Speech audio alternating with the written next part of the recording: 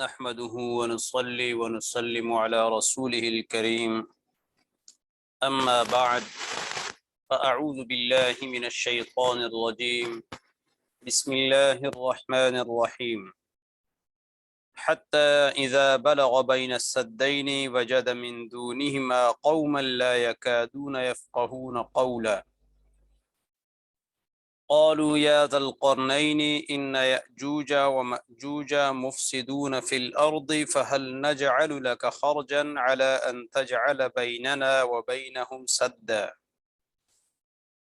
قال ما مكني فيه ربي خير فأعينوني بقوة أجعل بينكم وبينهم ردما آتوني زبر الحديد حتى إذا ساوى بين الصدفين قال انفخوا حتى إذا جعله نارا قال آتوني أفرغ عليه قطرا فما استطاعوا أن يظهروه وما استطاعوا له نقبا قال هذا رحمة من ربي فإذا جاء وعد ربي جعله دكاء وكان وعد ربي حقا وقال الله تبارك وتعالى في مقام آخر حتى إذا فتحت يأجوج ومأجوج وهم من كل حدب ينسلون وقال النبي صلى الله تعالى عليه وسلم في السد قال يحفرونه كل يوم حتى إذا كادوا يخرقونه قال الذي عليهم ارجعوا فستخرقونه غدا قال فيعيده الله كأمثل ما كان حتى إذا بلغ مدتهم وأراد الله أن يبعثهم على الناس قال الذي عليهم ارجعوا فستخرقونه غدا إن شاء الله واستثنى قال فيرجعون فيجدونه كهيئة حين تركوه فيخرقونه ويخرجون على الناس فيستقون المياه ويفر الناس منهم فيرمون بسهامهم إلى السماء فترجع مخضبة بالدماء فيقولون قهرنا من في الأرض وعلونا من في السماء قسوة وعلوا فيبعث الله عليهم نقفا في أقفائهم فيهلكون قال فوالذي نفس محمد بيده إن دواب الأرض تسمن وتبطر وتشكر شكرا من لحومهم آمنت بالله صدق الله العظيم وبلغنا رسوله النبي الأمي الكريم میرے انتہائی واجب الاحترام معزز و محترم گرامی قدر سامعین کرام، آج ہم جس موضوع پر بات کریں گے وہ انتہائی اہم موضوع ہے، جس کا عنوان ہے یأجوج و مأجوج کا خروج، یعنی یأجوج و مأجوج کا نکلنا۔ سب سے پہلے جو آیات تلاوت کی گئی ہیں، رسول اللہ صلی اللہ علیہ وسلم کی حدیث مبارک تلاوت کی گئی ہے، اس کا ترجمہ ہوگا اور اس کے بعد یاجوج و ماجوج پر بات ہوگی۔ حتی اذا بلغ بین السدین وجد من دونہما قوما لا یکادون یفقہون قولا۔ وہ پھر ایک راہ پر چلا، ذوالقرنین بادشاہ مراد ہیں، یہاں تک کہ ایسی جگہ پر پہنچ گیا جو دو پہاڑوں کے درمیان تھی۔ ان پہاڑوں سے اس طرف اس نے ایک ایسی قوم کو پایا جو بات سمجھنے کے قریب بھی نہ تھے۔ وہ کہنے لگے کہ اے ذوالقرنین، بلا شبہ یاجوج و ماجوج زمین میں فساد مچاتے ہیں، سو کیا یہ ہو سکتا ہے کہ ہم آپ کے لیے اس شرط پر کچھ مال جمع کر دیں کہ آپ ہمارے اور ان کے درمیان ایک آڑ بنا دیں؟ ذوالقرنین نے جواب دیا کہ میرے رب نے جو کچھ اختیار و اقتدار عطا فرمایا ہے وہ بہتر ہے، سو تم قوت کے ساتھ میری مدد کرو، میں تمہارے اور ان کے درمیان ایک موٹی دیوار بنا دوں گا۔ میرے پاس لوہے کے ٹکڑے لے آؤ، یہاں تک کہ جب دونوں سروں کے درمیان کو برابر کر دیا تو حکم دیا کہ اس کو دھونکو، یہاں تک کہ جب اس کو آگ بنا دیا تو ان سے کہا کہ میرے پاس پگھلا ہوا تانبا لاؤ تاکہ میں اس پر ڈال دوں۔ سو وہ لوگ نہ چڑھ سکیں اور نہ اس میں سوراخ کر سکیں۔ ذوالقرنین نے کہا کہ یہ میرے رب کی طرف سے ایک رحمت ہے، جب میرے رب کا وعدہ آ جائے گا تو اس کو چورا چورا کر دے گا، اور میرے رب کا وعدہ حق ہے۔ دوسری آیت تلاوت کی گئی، حتی اذا فتحت یأجوج ومأجوج وهم من کل حدب ینسلون، سورۃ الانبیاء کی آیت ہے، یہاں تک کہ جب یاجوج و ماجوج کھول دیے جائیں گے اور وہ ہر اونچی جگہ سے جلدی جلدی نکل پڑیں گے۔ رسول اللہ صلی اللہ علیہ وسلم کی حدیث مبارک تلاوت کی گئی ہے، اس کا ترجمہ بھی سن لیں، پھر اس کی وضاحت کرتے ہیں۔ حضرت ابو رافع رضی اللہ تعالی عنہ حضرت ابو ہریرہ رضی اللہ تعالی عنہ سے نقل فرماتے ہیں کہ رسول اکرم صلی اللہ علیہ وسلم نے فرمایا کہ یاجوج و ماجوج اس دیوار کو روزانہ کھودتے ہیں، جب وہ اس میں سوراخ کرنے ہی والے ہوتے ہیں تو ان کا بڑا کہتا ہے کہ چلو باقی کل کھود لینا، پھر اللہ تعالیٰ اسے پہلے سے بھی زیادہ مضبوط کر دیتے ہیں یہاں تک کہ ان کی مدت پوری ہو جائے گی، اور اللہ چاہیں گے کہ انہیں ان لوگوں پر مسلط کریں تو ان کا حاکم کہے گا کہ چلو باقی کل کھود لینا، اور ساتھ انشاءاللہ بھی کہے گا۔ اس طرح جب وہ دوسرے دن آئیں گے تو اسے اسی طرح پائیں گے جس طرح انہوں نے چھوڑ دی تھی، اور پھر اس میں سوراخ کر کے لوگوں پر نکل آئیں گے، پانی بھی ختم کر دیں گے اور لوگ ان سے بھاگیں گے، پھر وہ آسمان کی طرف تیر چلائیں گے جو خون میں لت پت ان کے پاس واپس آئے گا، اور وہ کہیں گے کہ ہم نے زمین والوں کو بھی دبا لیا اور آسمان والے پر بھی چڑھائی کر دی۔ ان کا یہ قول ان کے دل کی سختی اور غرور کی وجہ سے ہوگا، پھر اللہ تعالیٰ ان کی گردنوں میں ایک کیڑا پیدا کر دیں گے جس سے وہ سب مر جائیں گے۔ پھر آپ صلی اللہ علیہ وسلم نے فرمایا، اس ذات کی قسم جس کے قبضہ قدرت میں میری جان ہے کہ زمین کے جانور ان کا گوشت کھا کھا کر موٹے ہو جائیں گے اور مٹکتے پھریں گے، نیز ان کا گوشت کھانے پر اللہ تعالیٰ کا خوب شکر ادا کریں گے۔ تو یہ ترجمہ ہو گیا آیات و حدیث شریف کا۔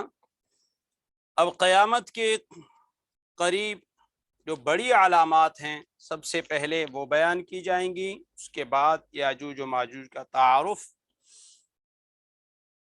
قیامت کے قریب چند بڑی علامات ہیں جو ظاہر ہوں گی اور اس کے بعد پھر قیامت قائم ہوگی۔ نمبر 1، مشرق میں لوگوں کے زمین میں دھنس جانے کا واقعہ پیش آنا۔ نمبر 2، مغرب میں لوگوں کے زمین میں دھنس جانے کا واقعہ پیش آنا۔ نمبر 3، جزیرہ عرب میں دھنس جانے کا واقعہ پیش آنا۔ نمبر 4، دھواں ظاہر ہونا۔ نمبر 5، دابۃ الارض کا ظاہر ہونا۔ نمبر 6، عیسیٰ علیہ السلام کا نزول۔ نمبر 7، دجال کا نکلنا، خروج دجال۔ نمبر 8، یاجوج و ماجوج کا نکلنا، خروج یاجوج و ماجوج۔ نمبر 9، عدن کے درمیان سے ایک آگ کا نکلنا جو لوگوں کو ان کے محشر کی طرف جمع کرے گی۔ تو یہ وہ علامات ہیں جو قرب قیامت ظاہر ہوں گی، بڑی علامات ہیں۔ تو یاجوج و ماجوج کا خروج بھی قیامت کے انتہائی قریب کی علامات میں سے ہے۔ عیسیٰ علیہ السلام تشریف لائیں گے، آپ کا نزول ہوگا، پھر خروج دجال ہوگا، دجال ظاہر ہوگا، عیسیٰ علیہ السلام اسے قتل کر دیں گے، اس کے بعد یاجوج و ماجوج کا خروج ہوگا، وہ نکلیں گے، اور پھر اس کے بعد یہ ختم ہو جائیں گے۔ ان کے ختم ہونے کے بعد مسلمان اس دنیا میں رہیں گے، اور اس کے بعد مسلمان بھی اس دنیا سے رخصت ہو جائیں گے، بے دین لوگ رہ جائیں گے، اور اس پر قیامت قائم ہو جائے گی۔ اب یاجوج و ماجوج کون ہیں؟ یاجوج و ماجوج عجمی لفظ ہیں، یعنی غیر عربی لفظ ہیں۔ بعض کے نزدیک عربی لفظ ہیں۔ عرب بولتے ہیں آج ظلم، یعنی اسرع، اجیج النار، آگ کا شعلہ، آگ کا شرارہ، آگ کا بھڑکنا۔ کثرت تعداد کی وجہ سے یاجوج و ماجوج کو آگ کے شعلوں اور چنگاریوں سے تشبیہ دی گئی ہے۔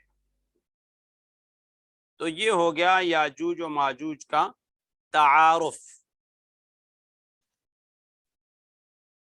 امام بغوی رحمہ اللہ نے لکھا ہے کہ یاجوج و ماجوج یافس بن نوح علیہ السلام کی اولاد سے ہیں۔ ضحاک نے لکھا ہے کہ ترکوں کی ایک نسل ہے۔ ترک یاجوج کا ایک فوجی دستہ تھا جو پہاڑوں سے اس طرف نکل آیا تھا۔ جب ذوالقرنین نے دیوار بنا دی تو وہ راستہ پہاڑوں سے ادھر ہی رہ گیا۔ قتادہ نے کہا یاجوج کے 22 قبائل تھے، ذوالقرنین نے دیوار بنائی تو ایک قبیلہ ادھر ہی رہ گیا، 21 قبائل ادھر چلے گئے، اسی ایک قبیلہ کو ترک کہا جاتا ہے۔